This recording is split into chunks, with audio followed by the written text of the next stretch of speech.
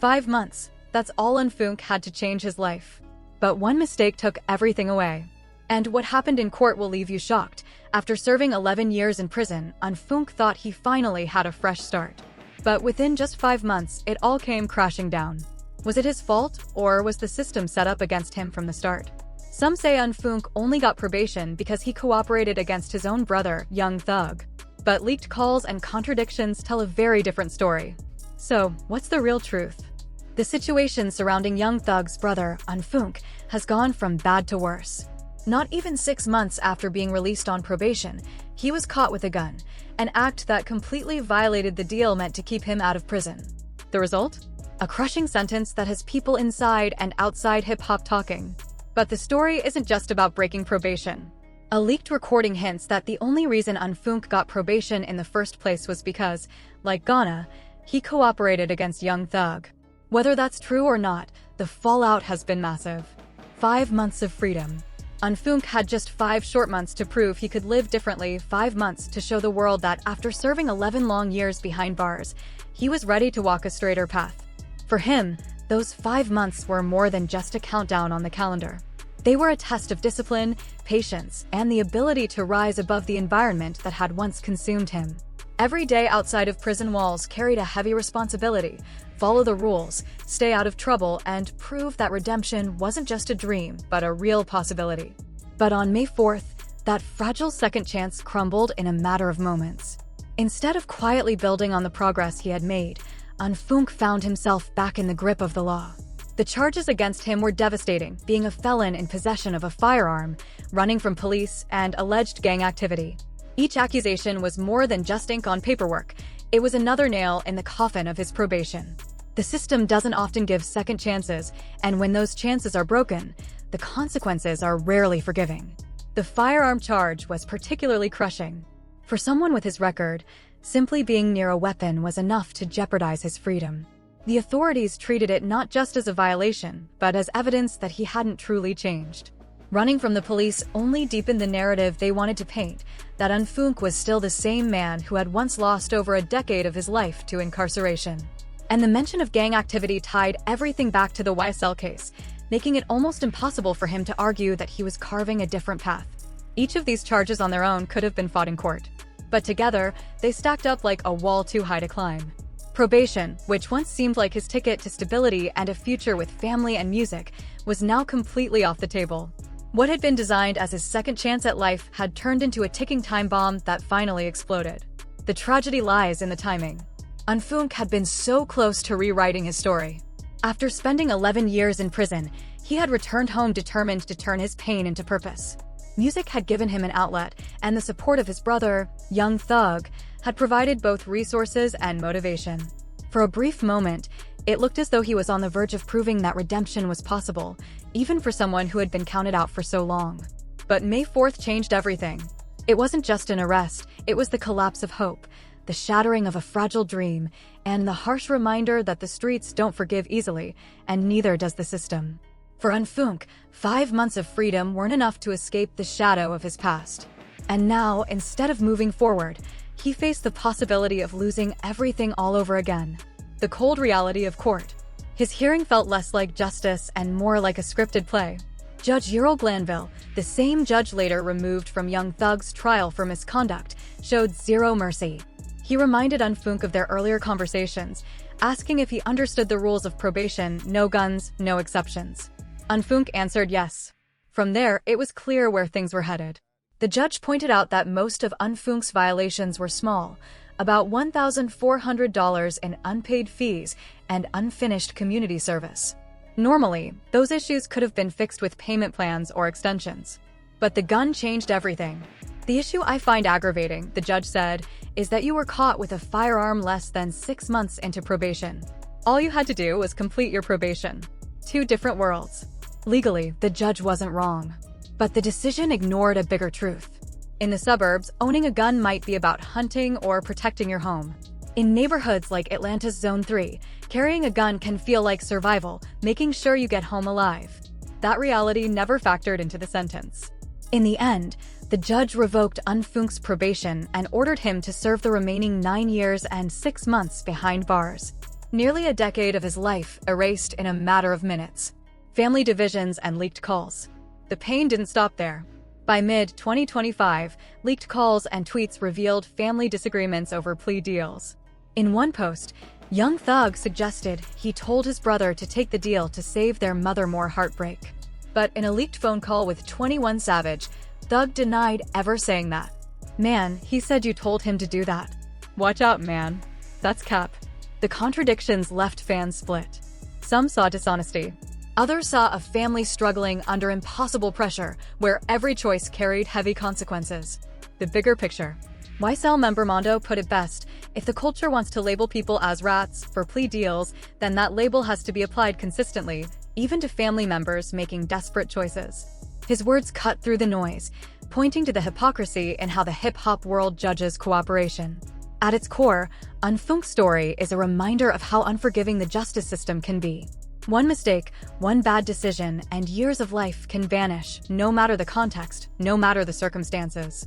As Young Thug's trial dragged on, the weight of Unfunk's probation violation became even clearer. The case turned into the longest trial in Georgia's history, full of delays, judges stepping aside, witnesses backing out, and constant mistrial motions.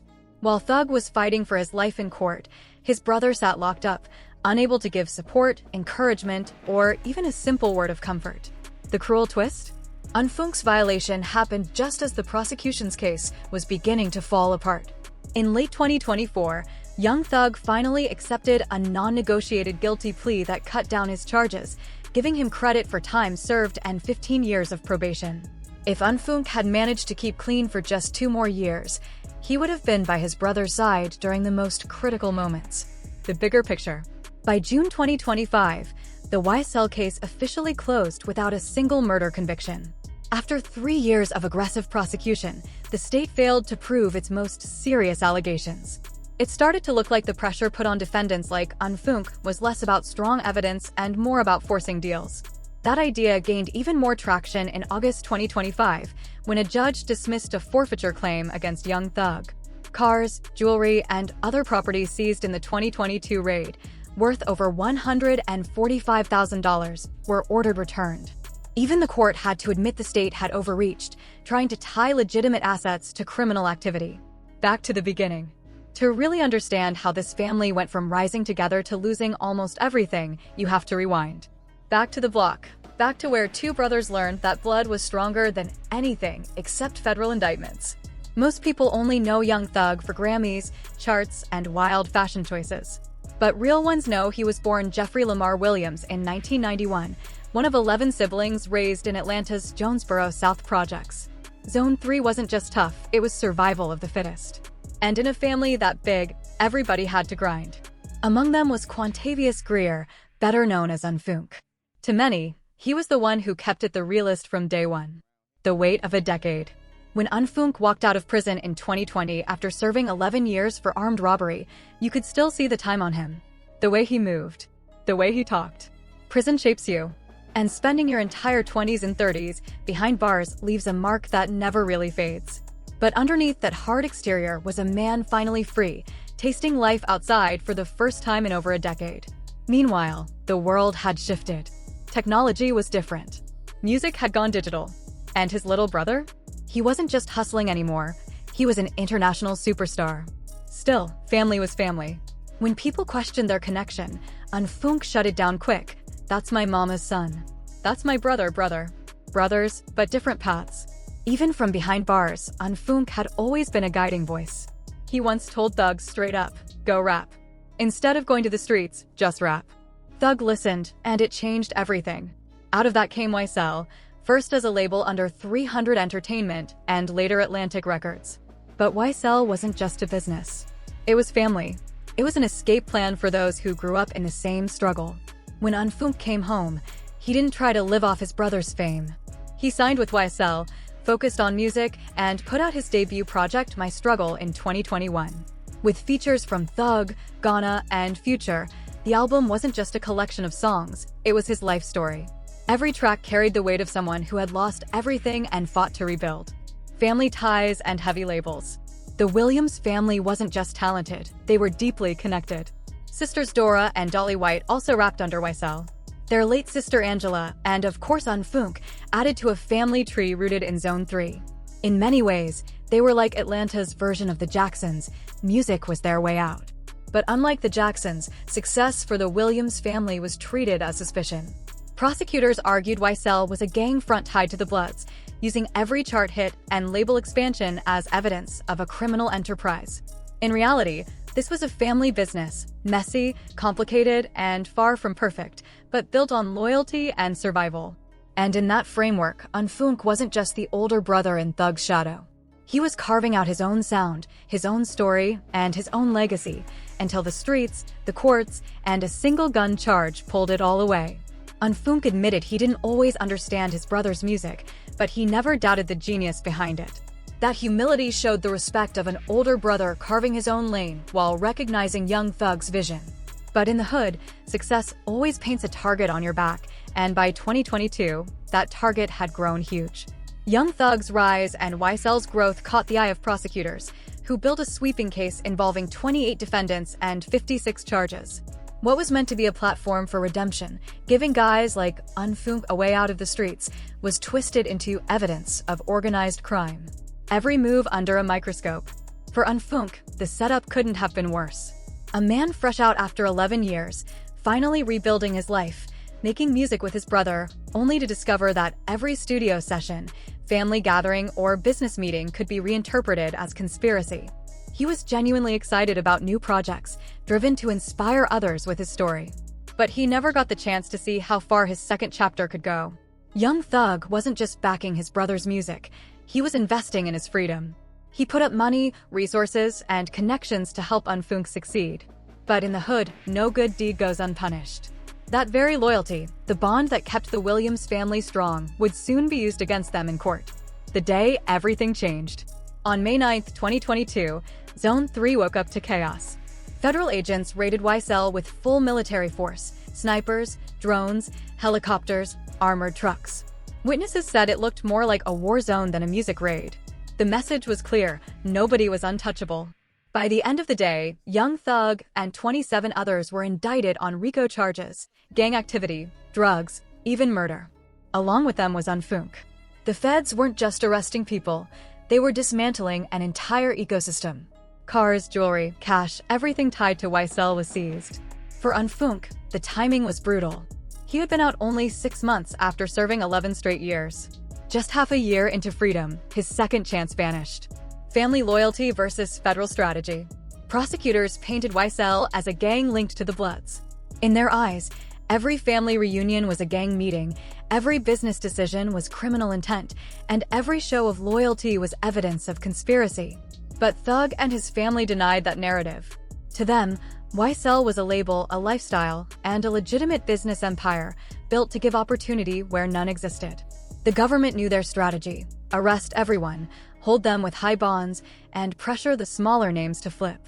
It's the same playbook used against mob families and cartels, and now against a rap collective. The plea that changed everything. For Unfoonk, the choice was cruel. He knew prison. He had survived 11 years already. He knew what another long sentence would do to his family, especially his teenage daughter, who had already grown up without him. In December 2022, he took an Alford plea, officially pleading guilty while still maintaining innocence. The deal gave him 12 years probation, with 2 years credited as time served. But the conditions were stacked against him. 12 years probation, 750 hours of community service, curfew restrictions, no firearms, and the hardest one, no contact with Young Thug or other defendants until the case was over.